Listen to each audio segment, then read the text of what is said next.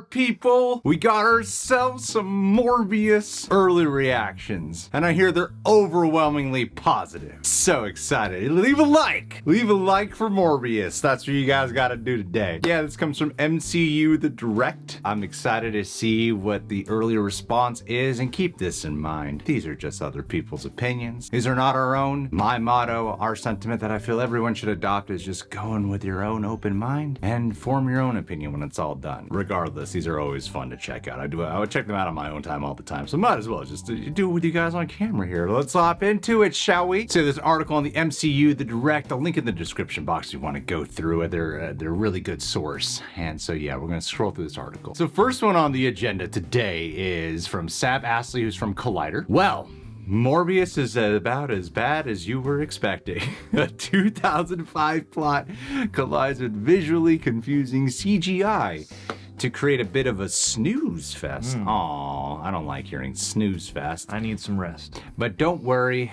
they've saved the worst for last, featuring some of the worst post-credit scenes you've ever seen. Sony are off their rocker. Okay. I mean, like, hearing bad is one thing, but hearing snooze fest, boring is probably the worst insult I could give to any movie. You could be awful, but entertaining. So if it ends up being boring, and then that's gonna be a no recommendation for him. Wow. The post-credit scene, really? Usually the saving grace is the post-credit scene. They don't know though. Sony has a lot of plans up their sleeves, and I have to imagine that those are gonna reveal themselves in these scenes. And hey, if the Venom scene after Spiderman was any indication, or the Venom Leather Carnage scene was any indication, who knows what they're planning. So scrolling through this, looks like Wolf of Geek Streets, Moon Knight of Ren Geekness is up on the list. John, take it away. In Morbius, Matt Smith gloriously hams up the place, and Oliver Wood delivers some visual flair to the action scenes. Aside from that, the bad plotting and messy CGI, confusing editing, and worse sound mix result in an absolute incoherence, but the post-credits managed to outdo it all.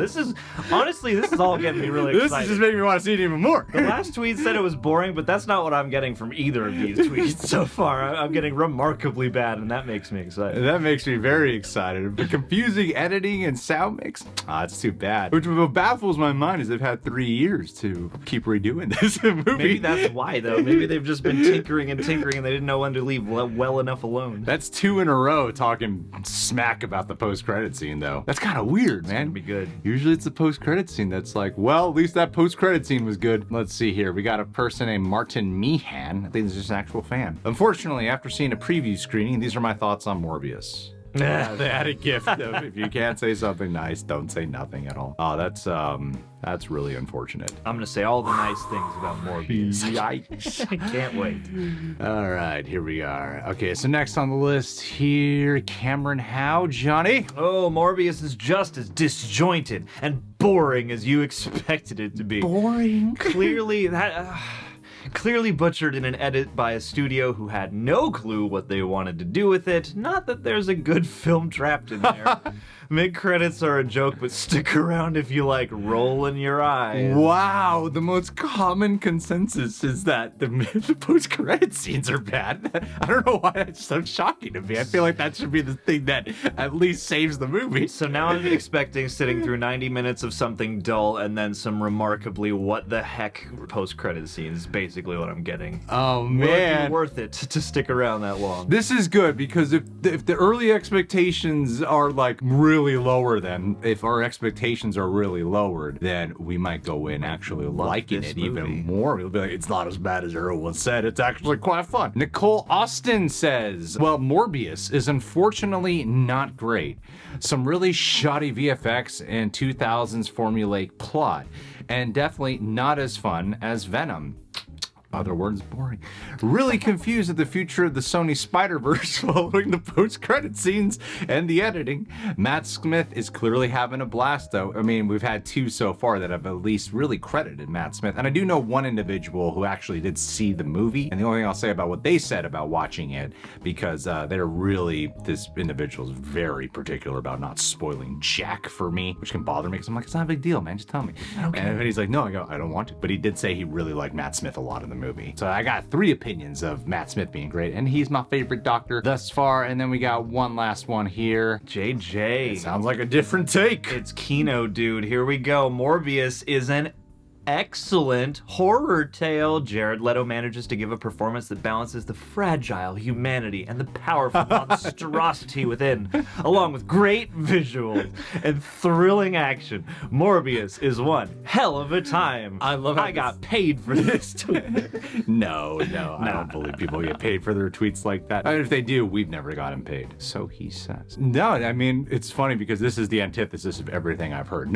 He's the only one to specifically highlight Jared Leto first off. Yes. No one's highlighted Jared Leto's performance, so I'm surprised by no one talking about, hey, it's Tyrese Gibson at least good. People have highlighted Matt Smith, and then it seems like just a few opinions, right? It's just a few, so you can't take this as a majority. But these are the early reactions we have to go off of. But you're hearing about the visual effects not being great. You're hearing about the editing being poor. You're hearing it's boring, but Matt Smith is good. It's just baffling to hear this. This sounds like a troll tweet. This sounds like satire. I mean, but I believe there'll be people who will like it, man. And we've seen it happen time and time again. Venom was one that people really made it sound like it was gonna be horrible, like the first Venom movie, and I ended up having quite a good time with that film. I'm hoping this will be kind of a similar experience. Yeah. I'm really holding on hope to hear hope. Yeah, because the Venom movies have that sort of bargain bin, fun, kooky quality about them that's campy, but somehow is charming, and I keep hoping that that's what this movie will somehow have. And within these opinions, I can fathom an outcome like that, although I